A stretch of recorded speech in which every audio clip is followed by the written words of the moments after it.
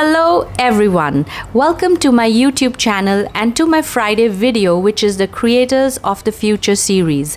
If you're new to my channel, let me introduce my work to you. Every Friday I upload a video or an audio which will help you stay on track with your goals and your purpose. See, what happens is that everyone wants to make it big. They want to make it to their dreams. They want to do good work. But then life gets in the way. Negativity gets in the way. Other people's problems and moods get in the way, sometimes putting us down, or worse, stealing from us our very purpose. In the beginning, everyone is enthusiastic. Everyone is on a high energy and are willing to fight against all odds to make it go right in the direction of their goals.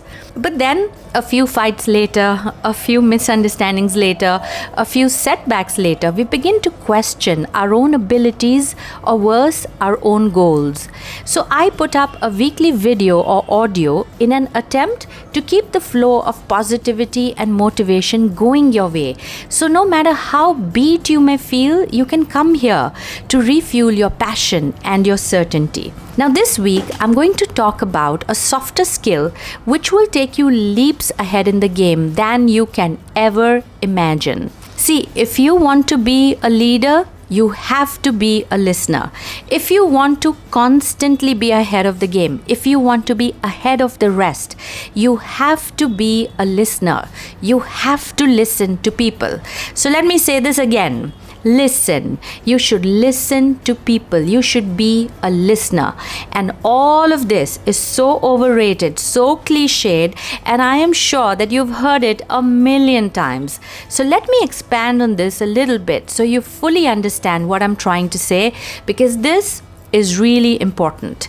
Now, I have had the privilege of meeting some amazing people, legendary people, through my speaking assignments and even through the books that I write.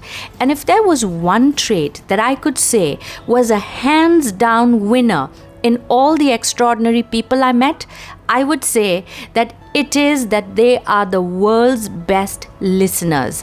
What does that mean? Let me give you an example. I met with Mr. Amitabh Bachchan many years ago. I was so excited to meet him, and I had made a list of questions I wanted to ask him. You see, if you have 30 minutes with one of the biggest superstars in the country, you want to get as much as you can out of that meeting. And I have learned one thing, and I have learned it well. When in the company of great people, keep quiet and listen. You know what you have to say, but you don't know what he has to say. So listen. Talking won't make you bigger. Listening will. The one who listens wins the game. So when I met Mr. Bachchan, I introduced myself, and he was so intrigued by my profession. He said, "Oh, you're a speaker. Wow. What age did you start? How do you prepare for your talk? How do you evaluate your audience? How do you write your speech? Do you write your own speech? Do you memorize it? What do your parents do? Where did you grow up? What is your education?" My God, he asked me so many questions that half an hour I only spoke about myself. At the end of half an hour, Mr. Bachchan knew more about me than I knew about him. And at the end of the meeting, what did I get? Nothing. I got nothing. But he got some information. He learned something new about a new profession. He understood something. I came out of that meeting empty-handed. He was a speaker at the same conference I was speaking at, and then I went into the audience and heard his story. But you see, I blew my chance when I met him personally. Out of that 1,000 people that attended the conference, I had the privilege to speak to him backstage, but I blew it. That man is a genius. He's not at the top of his game for nothing. He has that which every single person at the top of his game has: the knack, the art, and the interest of listening to people. That was the last time ever that I took maximum talk time when I'm in important company.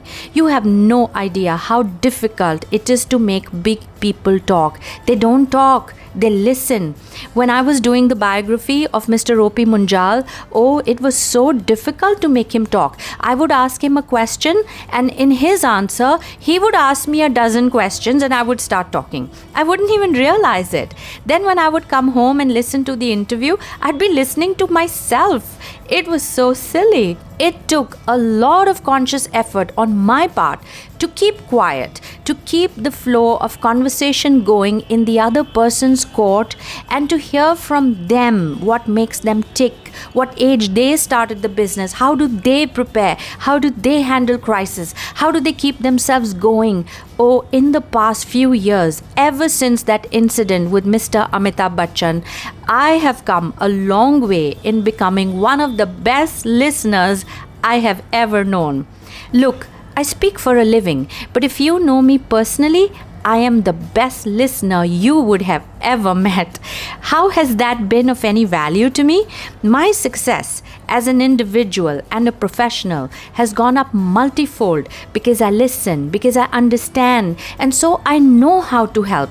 I know what to do for you. I know what not to do for you, and that is a position of great power.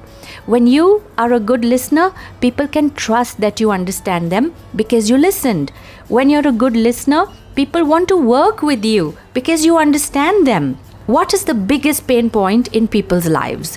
What is the biggest complaint of the husband, of the wife, of the child? That his wife, her husband, his parents, his boss doesn't understand him. How can he understand if he doesn't listen? How do you understand if you don't listen? Now let me tell you how people listen. My dog Coco died last July and it really shattered me. It broke me. I have never cried so much as I cried when I took Coco's body to be cremated. It really devastated me. And when a few people called and I told them, oh, my doggy died, you know what?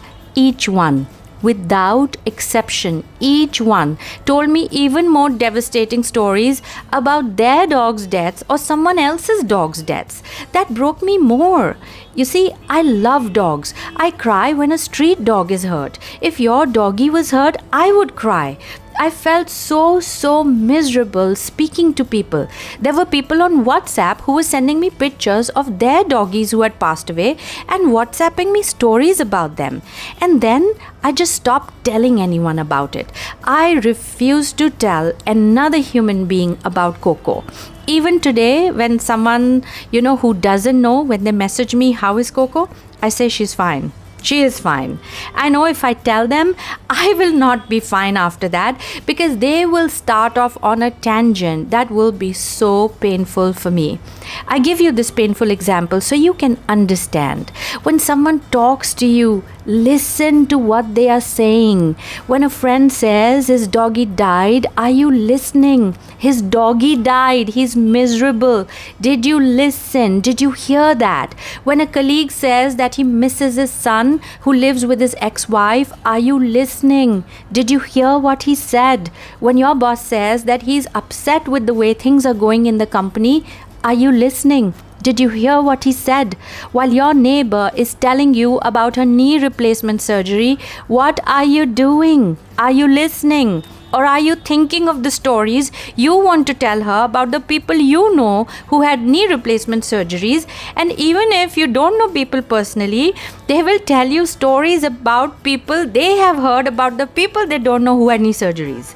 Did you hear it that your friend is mourning the loss of his dog? Or is your brain working on telling him incidents about other dogs that died? Did you hear that a colleague's heart is heavy, that he can't hold his son? Or are you conjuring up examples of some other divorced couples?